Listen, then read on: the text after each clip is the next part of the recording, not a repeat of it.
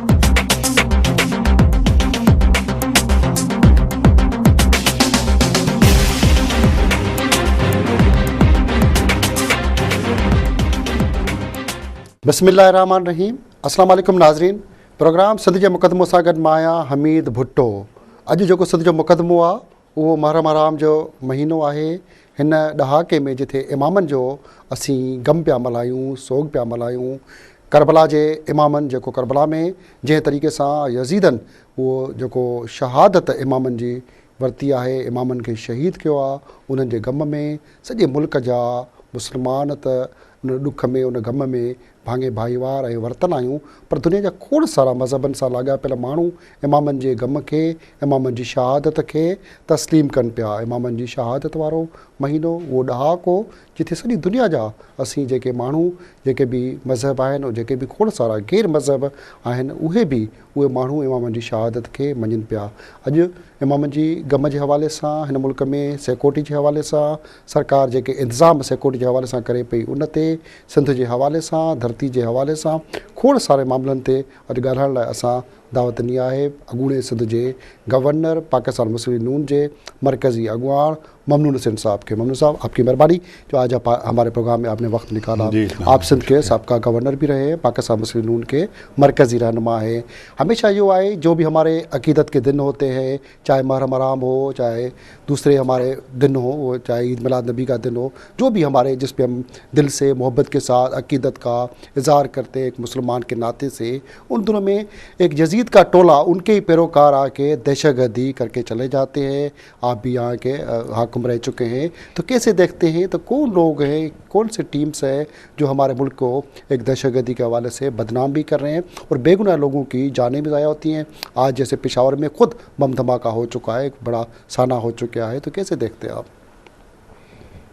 जी हाँ, आपने ठीक फरमाया। ये बड़े अफसोस की बात है कि पाकिस्तान में तकरीबन तमाम जगहों पर, इसमें कराची में दो बहुत बड़े वाक़यात हो चुके हैं पिछले मुहर्रम में, और उससे पहले ईद मिलादुन्नबी के मौके पर 40 पे भी हुआ, उसके बाद दरगाह अब्दुल्ला शाह गाजी पे हुआ, PIDC पे हुआ। नहीं, मतलब वो दो वाक़यात दो बड़े वाक़े हैं, बिल्कुल हैं।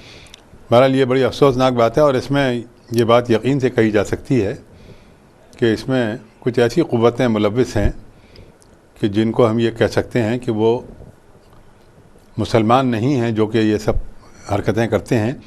इतना ज़रूर हो सकता है कि कुछ बेवकूफ़ लोग जो, या कुछ बिकाऊ माल जो हमारे यहाँ है, वो उनके बहकावे में आ जाता हो, लेकिन बुनियादी तौर पर जो ज़िम्मेदार हैं, मेरे ख़्याल से मैं ये समझता हूँ कि वो किसको आप ज़िम्मेवार करार देंगे? कौन ज़िम्मेवार है बिकाऊ माल बनाने में? इंसान को बिकाऊ कौन बना रहा है? किसको आप मलूस करार देंगे? किसी को तो लाज़िम ज़िम्मेवार तो ठहराएंगे आप, या नहीं?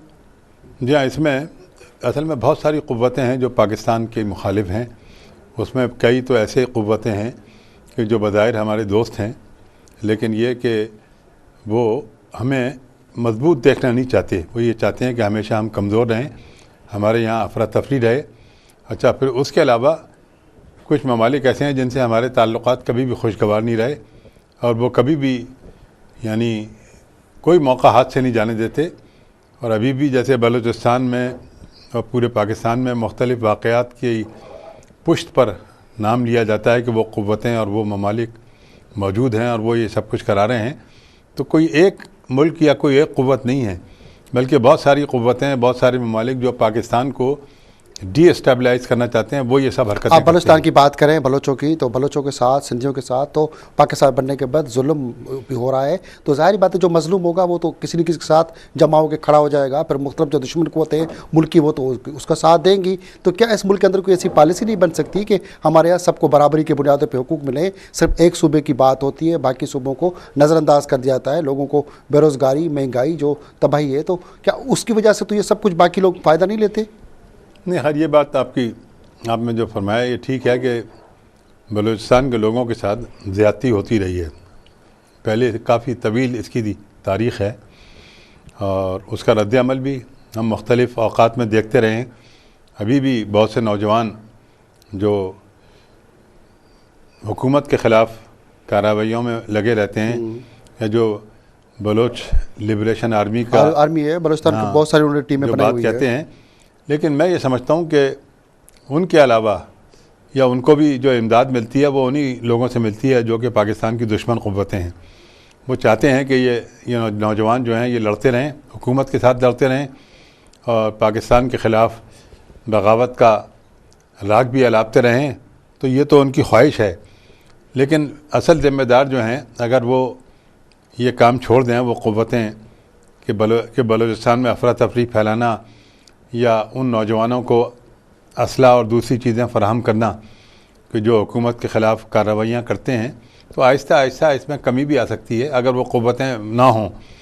اور پھر یہ بھی ہو سکتا ہے کہ بھئی حکومت کسی طرح سے یقین دلا کے نوجوانوں کو ڈائیلاگ پہ بھی آمادہ کر سکتی ہے، لیکن پاکستان دشمن قوتیں یہ ہونے نہیں دیتی. کون سی قوتیں؟ ہمیشہ مثال کے سیاستدان طور پہ کہتا ہے پاکستان دشمن قوتیں، اسٹیبلشمنٹ کو، ایجنسیوں کو، ان کو ذمہ وار ٹھہرایا جاتا ہے، مگر سیاستدان حکومت کرتا ہے، پریزیڈنٹ، وزیر اعظم، سب کچھ مختلف پارٹیوں کو ہوتے ہیں. آپ خود گورنر سندھ کے رہ چکے ہیں، وزیر اعظم بھی اس وقت آپ لوگوں کا تھا، پریزیڈنٹ بھی آپ لوگوں کا تھا. ابھی بھی جیسے پاکستان کی حکومت ہے، پریزیڈنٹ، وزیر اعظم، سی ایم، گورنر، سب ان کے اپنے. تو پھر کیا اسٹیبلشمنٹ ایجنسیاں آپ لوگوں سے، سیاستدانوں سے اتنی حاوی ہے، اتنی طاقتور ہیں، تو پھر آپ لوگ کیوں حکومت میں آتے ہیں؟ نہیں، یہ تقریبی کارروائیاں جو ہیں یہ تو خیر کوئی ایجنسیاں وغیرہ نہیں کر رہی.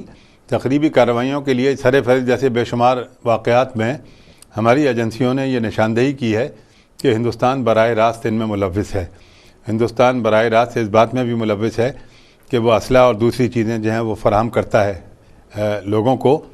اتنا ضرور ہے کہ بلوچستان کے لوگوں کو یہ شکایت رہی ہے ایک طویل عرصے سے کہ جو حکومت کی جو ایجنسیاں ہیں، خاص طور پہ جن کا تعلق فوج سے ہے، کہ وہ ان پر کچھ زیادتیاں کرتی رہی ہے. اور ظاہر ہے کہ وہ حکومت کے ایما پہ جو بھی ظاہری بات ہے ہندوستان وقتی تو ہمارا جب سے پاکستان بنا ہے تب سے دشمن ہے، وہ جانی دشمن ہے، وہ رہے گا بھی. کبھی ان کی ہم آئیں گی، دو الگ دشمنوں کی کبھی بھی نہیں ہو پائے گی، الگ دو ملک ہیں، الگ ممالک ہیں. تو ہم لوگ اپنے سسٹم کے ساتھ، یہ سیاستدان اتنی ہزاروں کی تعداد میں ہمارے سیاستدان ہیں، مل کے اس ملک اور قوم کے لیے بہتری کے لیے، لوگوں کو سب زبانوں کے یکجا کرنے کے لیے کیا حکمت عملی ہو رہی ہے؟ دیکھیے، جہاں تک بلوچستان کا تعلق ہے تو اس میں تو بڑی یعنی جو حکمت عملی یہ ہونی چاہیے کہ ان کی کیا شکایتیں ہیں. اور ایک تو بہت بڑا جو شکایت ان کی ہے کہ بہت سارے لوگ ان کے غائب کر دیے گئے. اچھا، وہ کون ہیں، کدھر ہیں، کہاں چھپایا ہوا ہے؟ اگر حکومت کی قید میں ہے تو ان کو رہا کرنا چاہیے ایک as a gesture of goodwill. اس طرح کے واقعات سے پھر لوگوں کے دلوں میں اچھے جذبات پیدا ہوں گے اور اس قسم کے واقعات سے اسٹارٹ کرنا چاہیے. پھر وہاں زیادہ لوگوں کو روزگار فراہم کرنا چاہیے، وہاں زیادہ ترقیاتی کام کرنے چاہیے بلوچستان میں، تاکہ وہاں کے لوگوں کا دل جیت کر اور حالات کو نارمل کیا جائے. جو حالات غیر معمولی ہو گئے ہیں ان کو معمول کے مطابق لایا جائے. یہ طریقے ہیں بلوچستان کے دور کرنے کے، اور یہی طریقے ہر جگہ استعمال ہو سکتے ہیں. بلوچستان کا میں نے خاص طور پہ ذکر یہ اس لیے کیا کہ وہاں یعنی شورش کی ایک کیفیت ہے، اور وہاں جیسے کہتے ہیں نا ہلکی پھلکی بغاوت کی بھی کیفیت ہے.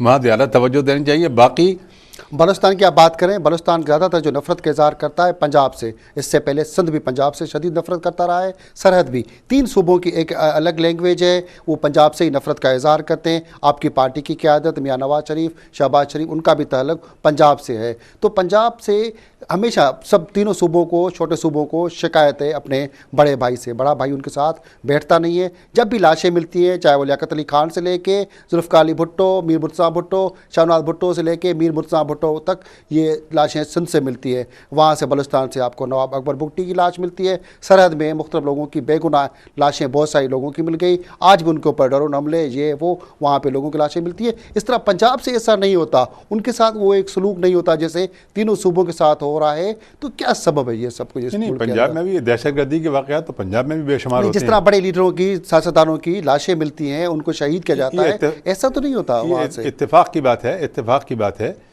کہ بھٹو صاحب کا جیسے آپ نے کہا واقعہ ہوا تو اس وقت جو ملٹری ڈکٹیٹر بیٹھا ہوا تھا اس کا تعلق پنجاب سے تھا. اور جب یہ اکبر بگٹی کا واقعہ ہوا تو وہ ڈکٹیٹر جو بیٹھا ہوا تھا اس کا تعلق تو سندھ سے تھا، اس کا تعلق پنجاب سے نہیں تھا. خود کو تو سندھ کا تسلیم نہیں کرتا نا جی، پرویز مشرف خود کو سندھ کا تسلیم نہیں کرتا. وہ کراچی کا پیدا ہے. تو تھا سندھ سے، تو تعلق تھا اس کا. وہ کوئی تسلیم کرے یا نہ کرے، بہرحال ہی واز فرام کراچی. وہ کراچی آئٹ تھا اور اس نے یہ حرکت کی. اصل میں اس میں یہ صوبائیت کی بات کم عمل دخل ہے اس میں. وہ جو ذہنی سوچ ہے نا، وہ جو یہ فوجی جنرلوں کی ہوتی ہے کہ وہ مخالفت برداشت نہیں کرتے اور پھر یہ کوشش کرتے ہیں. جیسے بھٹو صاحب کا تو یہ بات تھی نا کہ ضیاء الحق کو یا ضیاء الحق کے لوگ یہ کہتے تھے کہ خبر ایک ہے اور اس میں جانا، یہ آدمی دو ہیں، بھٹو صاحب اور ضیاء الحق، تو ان میں سے کسی ایک آدمی کو مر جانا چاہیے تاکہ دوسرا جو ہے وہ سروائیو کر سکے. تو بھٹو صاحب کے ساتھ انہوں نے یہ کیا اور ججوں کے ذریعے ان کو پھانسی کی سزا دلوائی. وہ بہرحال وہ یہ پنجاب کی بات نہیں تھی بلکہ یہ ایک آمرانہ سوچ کی بات تھی. آمرانہ سوچ مسلم لیگ نون میں بھی بہت بھگتی ہے پرویز مشرف کے تھرو. اس پہ بات کریں گے مگر چھوٹی سی بریک بعد. ناظرین، آج ہمارے ساتھ ممنون حسین سابقہ گورنر سندھ، پاکستان مسلم لیگ نون کے مرکزی رہنما ہمارے ساتھ، ان کے ساتھ بہت ساری باتیں ہوں گی مگر چھوٹی سی بریک کے بعد.